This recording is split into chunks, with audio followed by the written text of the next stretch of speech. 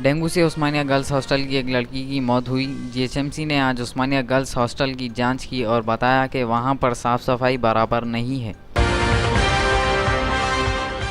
Tirupati CPIM leader अपने bank account से पैसे निकाले और उसका पलंग बनाकर उस पर सो गए। उन्होंने बताया कि ये उनका ख्वाब था, मगर पार्टी ने बताया कि वो तहकीकात करेंगे और एक्शन लेंगे।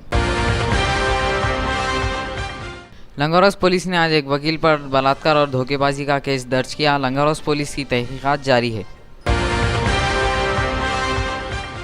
Telangana political joint action committee ने आज ग्रुप ऑफ मिनिस्टर को 11 पॉइंट विश लिस्ट भिजाया। ग्रुप ऑफ मिनिस्टर ने आज तेलंगाना मुद्दे पर बैठक की और अहम मसलों पर चर्चा की, जैसे कि बिजली, पानी और अनेक सोर्स।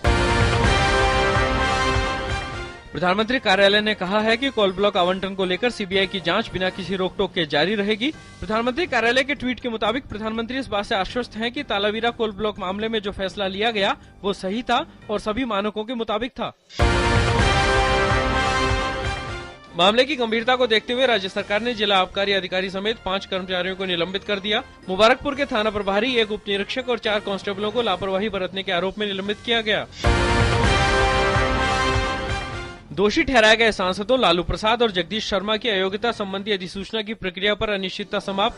अटॉर्नी जनरल जी वानवती ने लोकसभा सचिवालय से अयोग्यता की वजह से सीटों को खाली घोषित करने की अधिसूचना तत्काल जारी करने को कहा। उत्तर प्रदेश के उन्नाव में गोल्डन विलेज बने डोडियाखेड़ा गांव में खजाने की खोज में भारतीय पुरातत्व सर्वेक्षण की टीम आज दूसरे दिन भी खुदाई में जुटी। एएसआई के 4-5 सदस्यों की देखरेख में स्थानीय मजदूरों द्वारा खुदाई की जा रही है।